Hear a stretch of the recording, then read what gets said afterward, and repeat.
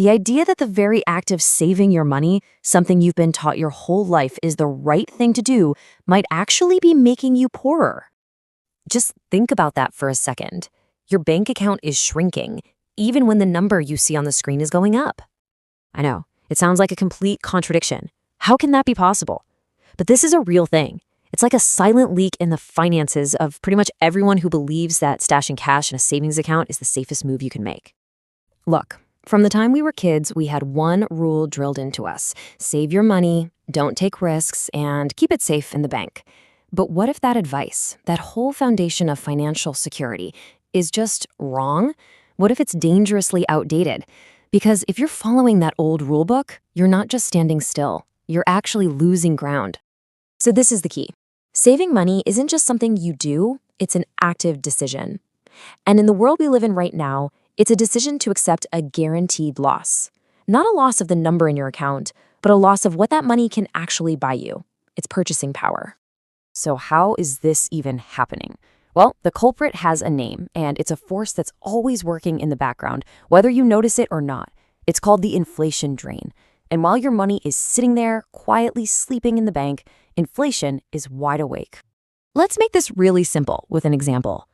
Imagine you've worked hard, you've done everything right, and you've saved up $100,000. You put it in a savings account and you feel pretty secure. Okay, so here's how that invisible loss actually works. Your bank might give you, let's say, 3% interest for the year. Great, your balance grows to $103,000. On paper, it looks like you made money. But, and this is the big but, if inflation is running at 6%, that means the cost of everything else, gas, groceries, rent, went up by $6,000. So while your account says you have $103K, what it can actually buy has dropped to around $97,000. You didn't make $3,000, you actually lost $3,000 of real-world value. And the result of all that? It's simple. You have the same number, or maybe even a slightly higher number in your account, but it buys you less. It literally affords you a smaller life. And that's the slow, quiet erosion that makes saving feel safe when it's really not. So if you're the one losing, then who's winning?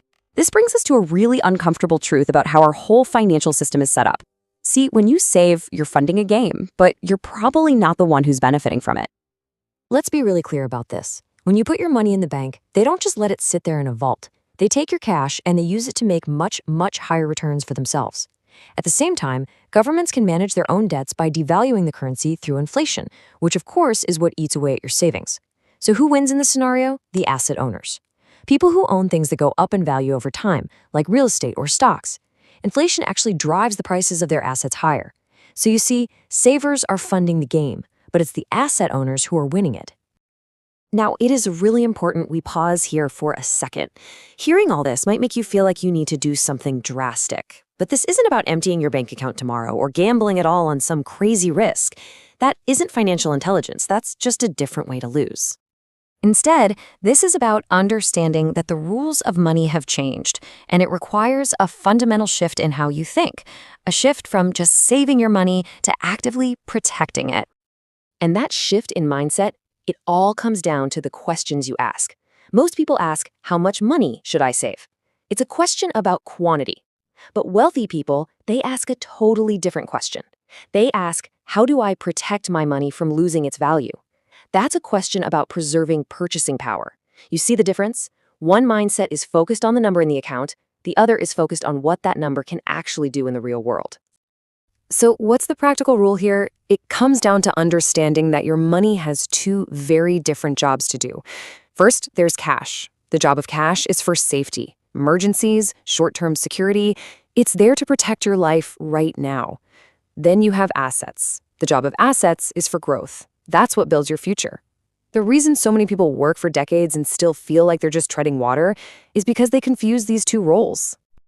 Look, if any of this is starting to make you feel a little uncomfortable, that's actually a good thing. That feeling isn't panic, it's the beginning of awareness. And awareness is always the first step to exiting the trap. The biggest takeaway from all of this isn't some secret financial tip. It's about a change in your perspective. The goal isn't just to work harder to save more money. The goal is to finally understand the rules of the game you're already playing.